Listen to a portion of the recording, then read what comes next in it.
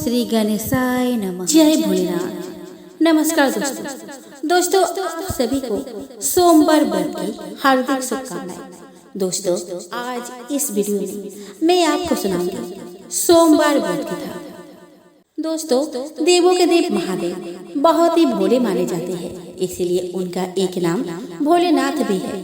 पौराणिक मान्यता के अनुसार भगवान शंकर को प्रसन्न करने के लिए किसी भी तरह के खास विशेष पूजन की आवश्यकता नहीं होती, क्योंकि कहा जाता है कि वह तो भोले हैं और भक्त की मन से किए गए क्षणिक मात्र की भक्ति से ही वह प्रसन्न हो जाते हैं। दोस्तों अगर आप भी शिव की भक्ति और कृपा पाने के लिए सोमवार का व्रत करते हैं तो इस कथा से भोलेनाथ को प्रसन्न कर सकते हैं।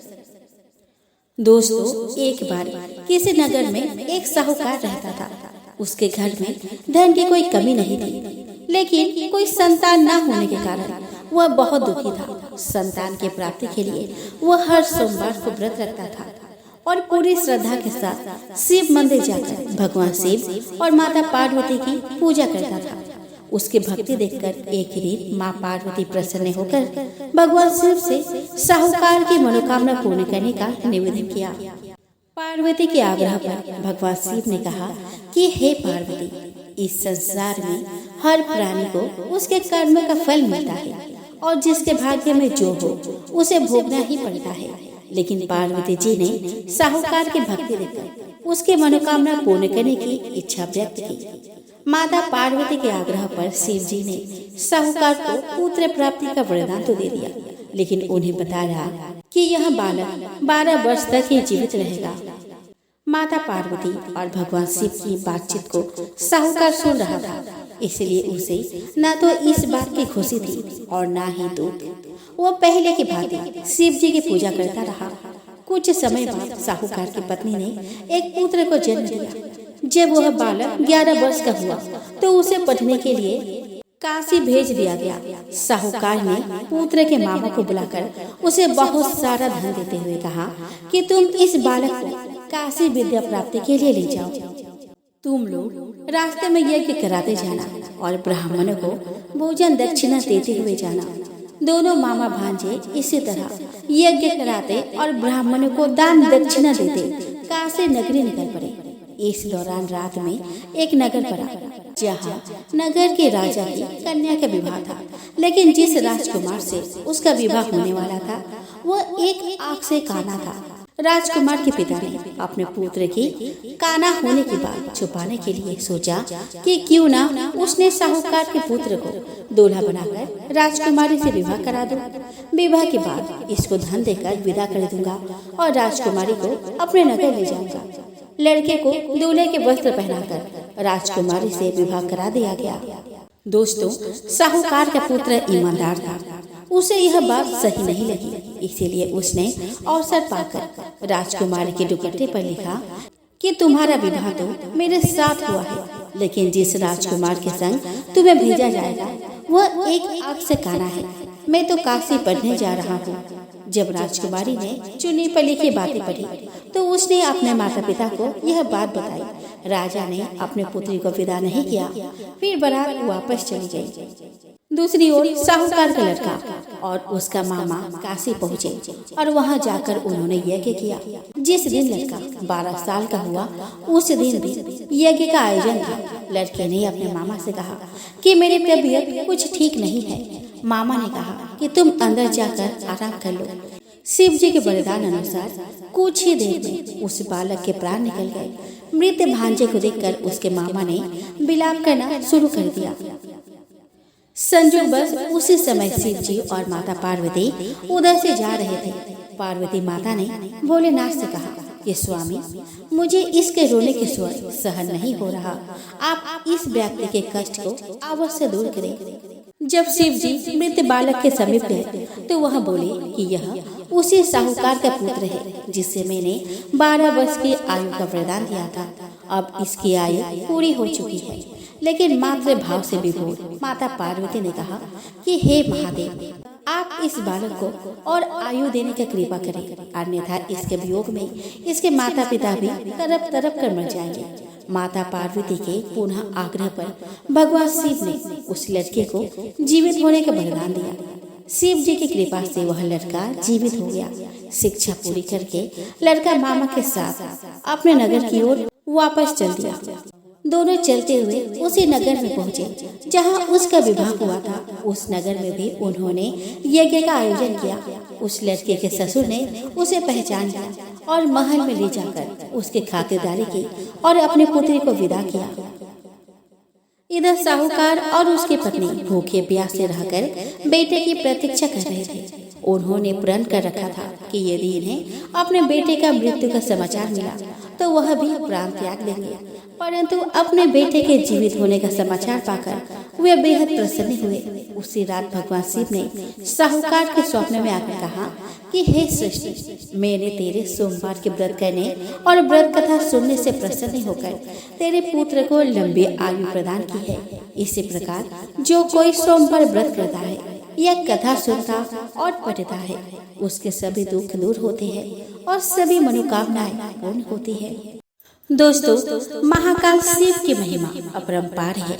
उन्हें प्रसन्न करने के लिए किसी खास प्रयास या पूजा पाठ की जरूरत नहीं होती, बल्कि सच्ची श्रद्धा और पूरे मन से किया गया प्रयास आपको भोलेनाथ की कृपा का पात्र बना सकता है। शायद यही वजह है कि अपने भक्तों के लिए महाकाल ने काल तक को भस्म कर दिया था। ऐसे ही एक कथा मिलती है हमारे धार्मिक ग्रंथों में, जिसे हम आपको सुना रहे हैं। मान्यता है कि भक्तों का चरित्र पढ़ने और सुनने से भोलेनाथ की असीम कृपा और पुण्य की प्राप्ति होती है। तो आइए हम श्रवण करें। दोस्तों, भक्त के प्रति महाकाल की अगाध आस्था की जिस कहानी का हम जिक्र कर रहे हैं वह स्वयं भगवान कार्तिकेय ने संतों को सुनाई थी। इसके अनुसार राजा श्वेत केतु, जो कि भोलेनाथ के परम भक्त थे, उन्होंने काल को भी जीत लिया था। राजा श्वेत केतु सदाचारी, सत्यवादी, धर्म के मार्ग पर चलने वाले सूरवीर और प्रजापालक थे। वे अत्यंत ही निष्ठा और प्रेम भाव से प्रजा का पालन और अगाध आस्था और श्रद्धा भाव से शिव भक्ति करते थे। उनके इस भक्ति भाव से महाकाल अत्यंत प्रसन्न थे। उनकी कृपा से श्वेत केतु के राज्य के लोग दुख, दरिद्रता, अकाल मृत्यु और महामारी से अछूते थे। एक दिन जब राजा श्वेत केतु का जीवन काल समाप्त होने को था और वह भोलेनाथ की आराधना में लीन थे, तब चित्रगुप्त ने धर्मराज से कहा कि राजा श्वेत केतु की आयु अब पूरी हो चुकी है, अब उनके प्राण हरने का समय है। तब यमराज ने अपने दूतों को आज्ञा दी कि वे जाए और श्वेत केतु के प्राण हर लाए। यमदूत राजा श्वेत केतु के पास पहुँचे तो वह शिव मंदिर में थे। दूत बाहर ही खड़े हो गए। श्वेत केतु गहरे ध्यान में थे। बहुत देर हो गई, न श्वेत केतु का ध्यान टूटा और न यह दूत हिले। दूत बिना अपना काम किए खड़े रहे। जब वे वापस नहीं पहुँचे तो यमराज ने विलम्ब होते देखा तो काल दंड संभाला और खुद चल पड़े। दोस्तों, दूतों के आने में देरी होने के चलते यमराज स्वयं ही राजा श्वेत केतु के प्राण हरने पहुँचे, लेकिन वहाँ उन्होंने देखा कि वह तो महादेव के साधना में लीन है। अब तो वे सोच में पड़ गए कि इसके प्राण कैसे हरे। उन्होंने सोचा कि यह अभी पूरी तरह शिव पूजा में डूबा है। इस स्थिति में शिव पूजा का उल्लंघन नहीं किया जा सकता। तब वह भी बाहर ही खड़े हो गए।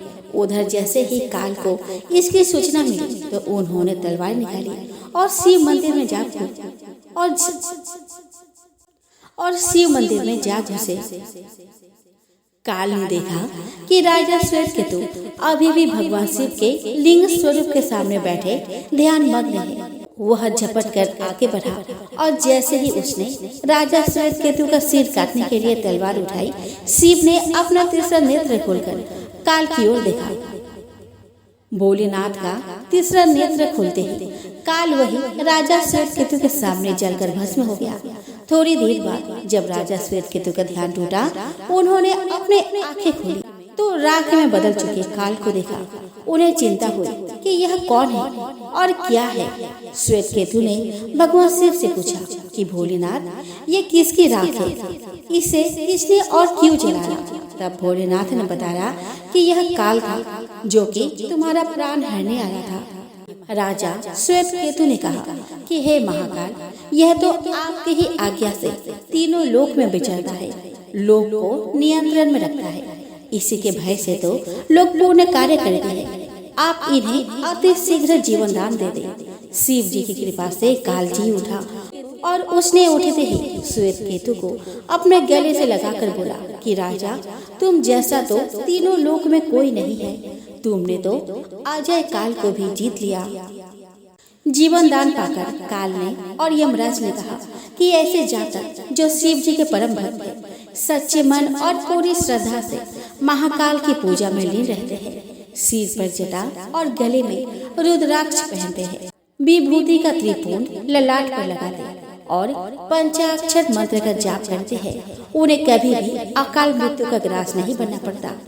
कथा के अनुसार इस आशीर्वाद के बाद श्वेत केतु ने लंबे समय तक राज किया और फिर महाकाल की कृपा पाकर उनमें ही विलीन हो गए। एक गांव में हरिया नाम का एक बहेलिया रहता था। वो गांव में जाल बिछाकर चिड़िया, कबूतर, तोता और अन्य पक्षियों को पकड़ता था, फिर उन्हें पिंजरे में बंद करके रख देता और गांव के बाजार में बेच देता था। हरिया के घर में उसके पत्नी शोभा भगवान शिव के भक्त थी। वह दिन रात भगवान शिव की पूजा करती थी। शोभा अपने पति के काम से खुश नहीं थी। एक दिन उसने हरिया से कहा कि सुनो जी, तुम जिन पक्षियों को पकड़कर बेचते हो, इससे इन्हें कितनी तकलीफ होती होंगी। उसकी बात सुनकर हरिया हंसने लगा और उसने कहा कि तुझे कैसे पता इन्हें तकलीफ होती है? इन्हें बाजार में बेचने से मुझे अच्छे पैसे मिलते हैं। यह सुनकर शोभा रोने लगी। उसने कहा, आपको शायद ये नहीं पता कि इन भोले बेजुबान पक्षियों की हाय हमें लग रही है, इसी कारण हमारे कोई संतान नहीं है। मैं दिन रात भगवान शिव की पूजा करती हूँ, लेकिन फिर भी हम संतान के सुख से वंचित हैं। तब हरिया ने कहा कि मैं यह सब नहीं जानता, तू भी इस सब के बारे में सोचना छोड़ दे। यह कहकर हरिया पक्षी पकड़ने चल देता है। शाम को हरिया पिंजरे में पक्षियों को लेकर आता है और झोपड़ी में रख देता है। अगले दिन फिर से हरिया पक्षियों को पकड़ने चला जाता है। तभी कोई घर का दरवाजा खटखटाता है। शोभा दरवाजा खोलकर देखती है तो उसके सामने एक ब्राह्मण अपने पत्नी के साथ खड़े थे। शोभा उनसे कहती है, महाराज, आप लोग कौन है? तब ब्राह्मण कहता है, बेटी, हम बहुत दूर से हैं। कुछ दिन इस गांव के शिव मंदिर में अमर कथा वाचने आए हैं, इसीलिए घर घर जाकर उसका निमंत्रण दे रहे हैं। तुम भी कल से अपने परिवार के साथ कथा सुनने आना।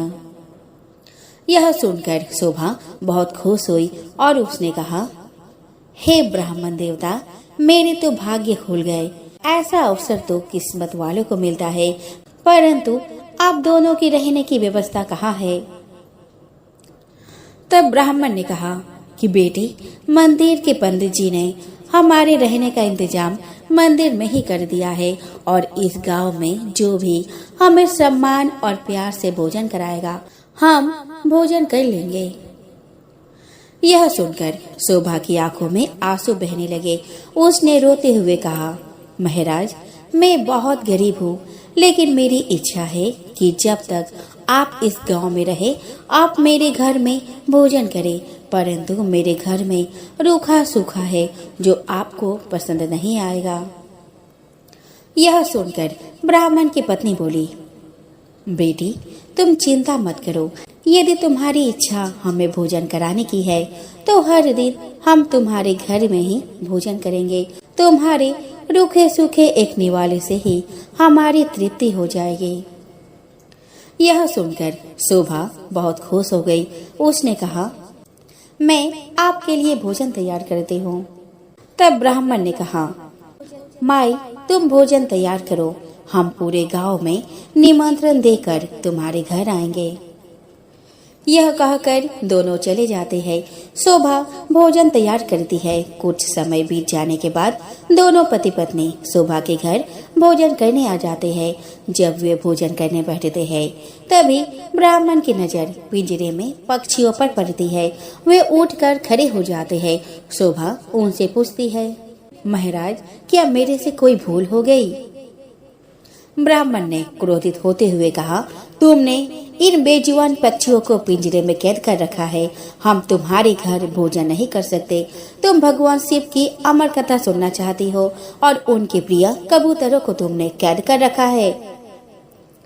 ये कहकर वे चल देते हैं। शोभा उनके पैर पकड़ लेती है और कहती है, हे ब्राह्मण देवता, मेरे घर से रुष्ट होकर ना जाइए। मैं तो वैसे भी संतान सुख से वंचित हूँ। अगर आप भी बिना भोजन किए चले गए तो हमारा सर्वनाश निश्चित है। यह पक्षी मेरे पति ने पकड़े हैं। मैं अभी इन्हें आजाद कर देती हूँ। यह कहकर वह बाहर जाकर सारे पक्षियों को आजाद कर देती है। यह देखकर ब्राह्मण पत्नी सहित भोजन करते हैं और शोभा को सौभाग्यवती और पुत्रवती होने का आशीर्वाद देकर चले जाते हैं। शाम को जब हरिया आता है, वह पिंजरा खाली देखकर शोभा से पूछता है। तब शोभा उसे सारी घटना बता देती है। हरिया गुस्से में कहता है, मैं इतनी मेहनत से पक्षी पकड़ कर लाया था और तूने सब उड़ा दिए। आज के बाद किसी को भोजन पर मत बुलाना। तब शोभा कहती है, मैंने तो उन दोनों को 7 दिन का न्योता दे दिया है। अब मैं पीछे नहीं हट सकती। उन्होंने मुझे सौभाग्यवती और पुत्रवती होने का आशीर्वाद दिया है। अमर कथा का वाचने वाले सच्चे ब्राह्मण का आशीर्वाद कभी बेकार नहीं जाता।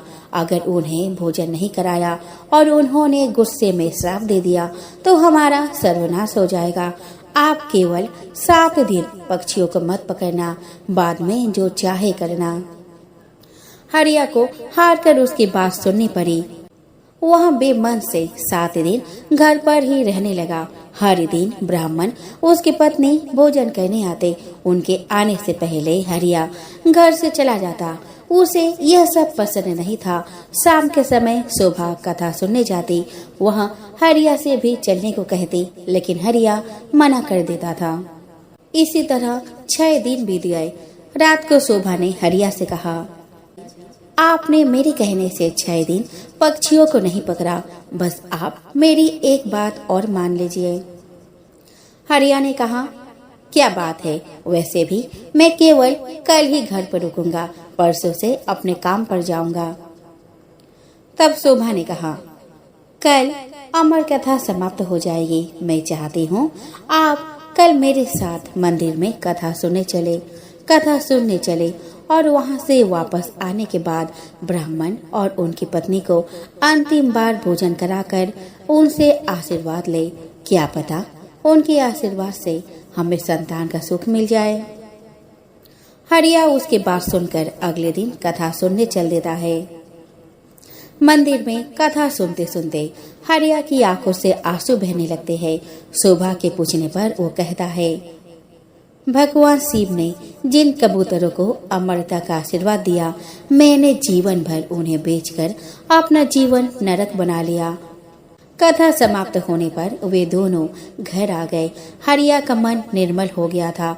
उसने शोभा से कहा, मैं आज से ही यह काम छोड़ दूंगा और मेहनत मजदूरी करूंगा। कुछ देर बाद ब्राह्मण और उसकी पत्नी भोजन करने आए। हरिया ने उनका स्वागत किया, उन्हें भोजन कराया और उसके बाद हरिया ने अपने मन की सारी बात उनके सामने रख दी। तभी ब्राह्मण और उनकी पत्नी भगवान शिव और माँ पार्वती के रूप में प्रकट हो जाते हैं। भगवान शिव कहते हैं, तुम्हारी पत्नी की भक्ति देखकर हम तुम्हें संतान सुख देना चाहते हैं, किंतु तुम्हारे पाप के कारण यह संभव नहीं था। इसीलिए हमें तुम्हारा मन बदलने के लिए भेष बदलकर यहाँ आना पड़ा। यह सुनकर दोनों पति पत्नी रोने लगते हैं और उनके चरणों में गिर जाते हैं।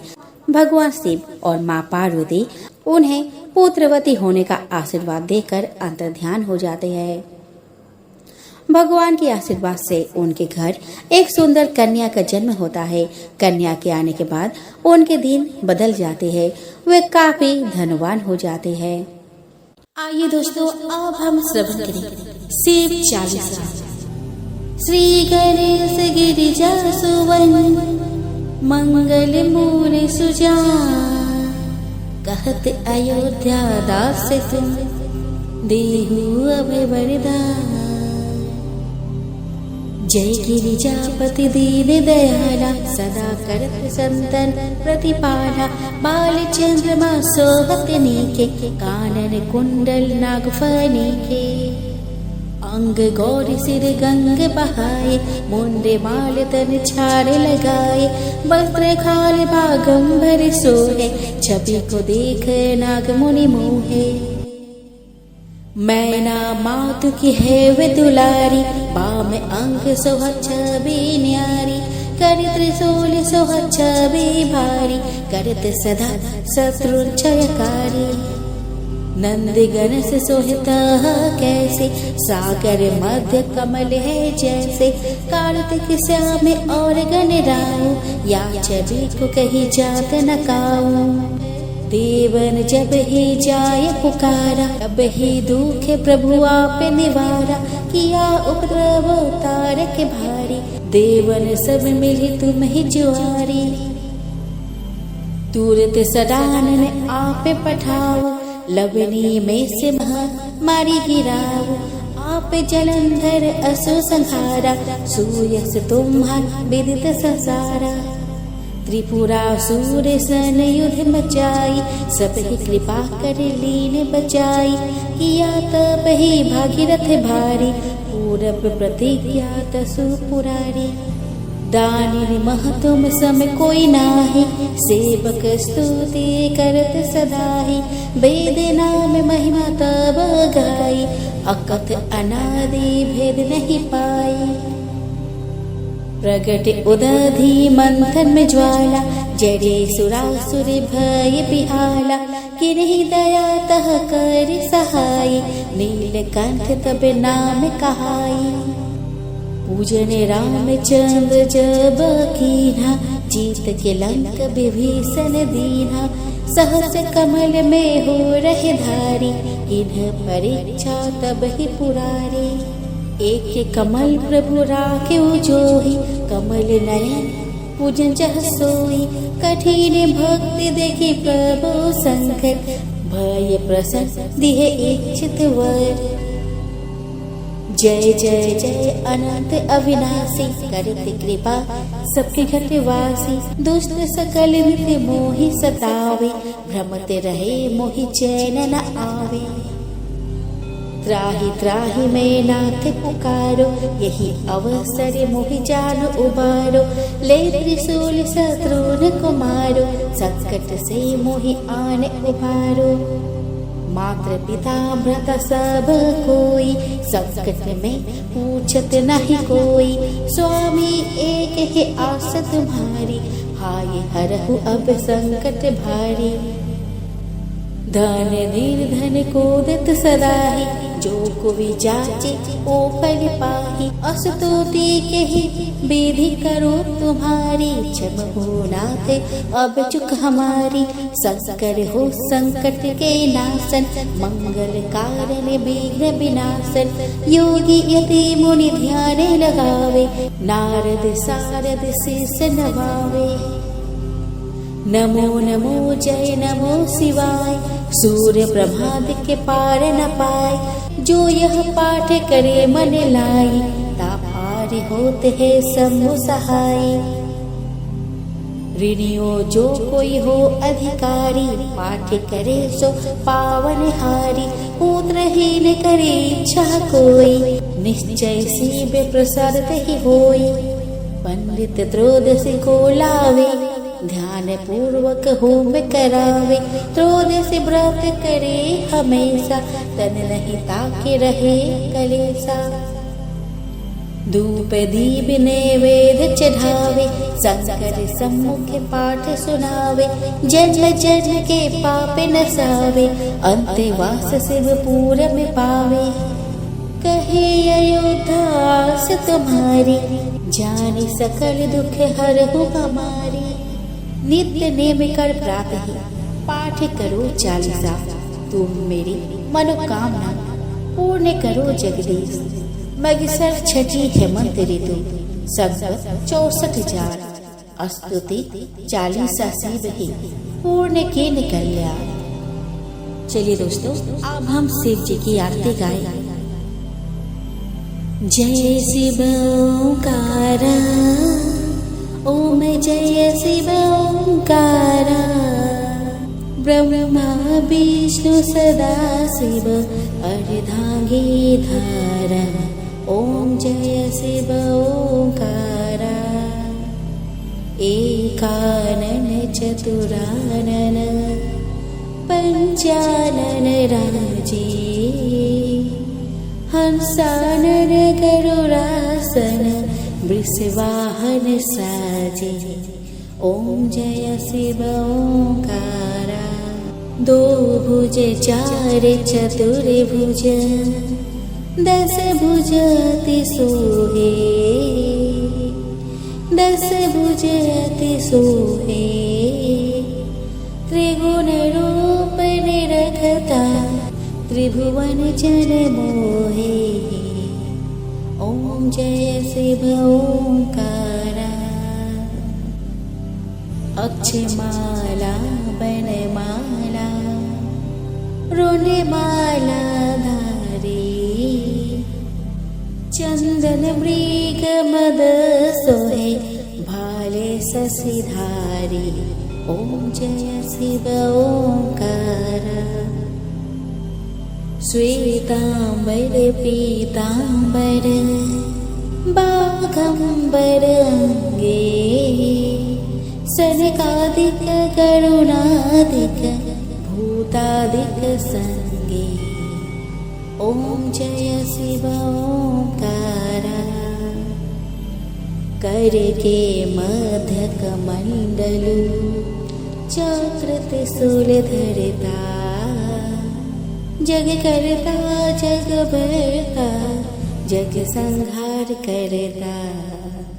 ओम जय शिव ओंकारा।